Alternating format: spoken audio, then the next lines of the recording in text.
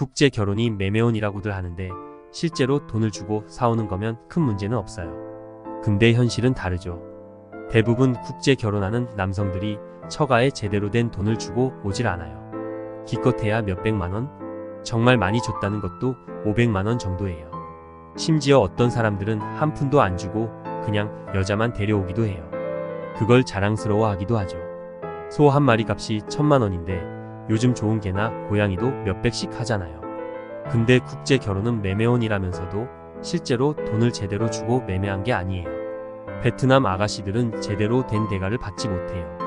설령 받았다 하더라도 그건 사람값이라 하기엔 너무 적은 돈이에요. 까놓고 말해서 사람값을 지불할 수 있는 남자라면 능력 있는 사람이고, 만약 그런 팔자로 팔려가서 사는 여자라면 그것도 괜찮은 삶일지 몰라요.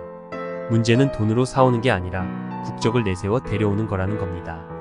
매매를 하긴 했는데 돈을 제대로 주지 않고 사실 돈을 지불할 능력도 의지도 없어요. 이게 바로 국제 결혼의 문제의 시작이죠. 그러면 국제 결혼하는데 드는 돈은 뭐냐고요? 그건 신부가 받는 돈이 아니에요. 그 돈은 중개업체에 주는 비용, 왕복, 비행기가, 신부 비행기가, 호텔비, 그리고 신부가 한국어 배우는 비용이에요. 요즘은 신부가 한국어를 최소한 알아야 비자가 나오거든요. 또 신부가 한국에 오는데 필요한 수속 비용까지 다 합치면 몇천만 원은 쉽게 들어가요. 그리고 결혼식 비용이 있어요. 한국에서 결혼하면 축의금으로 어느 정도 부담을 덜 수 있지만 베트남에서 결혼하면 전부 신랑 부담이에요. 물론 한국만큼 비싸지는 않지만 그래도 최소 500 이상은 잡아야 해요. 그래서 이것저것 다 합치면 결국 몇천이 드는 겁니다. 대부분의 베트남 여성들은 가난한 집안 출신이에요. 그 나라에서도 찢어지게 가난한 계층인 거죠. 한국에 시집 오는 여성들은 자기도 잘 살아보고 싶고 친정도 도우려는 욕구가 아주 강해요. 그런데 그런 여자가 몸만 오게 되는 거죠. 칫솔부터 속옷까지 전부 신랑이 사 입혀야 해요. 그렇게 해서 신부가 한국에 옵니다. 신랑은 결혼하느라 몇천만 원이나 돈을 썼지만 신부는 받은 게 없어요. 여기서 신랑이 매달 40, 50만 원 정도라도 꼬박꼬박 처가에 송금해 줄 수 있으면 큰 문제가 없을 텐데 현실은 그렇지 않죠. 대부분의 한국 남성들은 시집 왔으면 한국 가정에 충실하길 바라죠. 그래서 송금을 아예 안 해주거나 하더라도 가끔씩 부정기적으로 소액만 보내줘요. 베트남 처갓집 입장에서 보면 딸을 보냈는데 사랑값을 못 받은 거죠. 한마디로 딸내미를 떼인 겁니다. 말 안 통하는 아버지뻘 외국 남자에게 시집 오는 베트남 신부의 각오는 남달라요.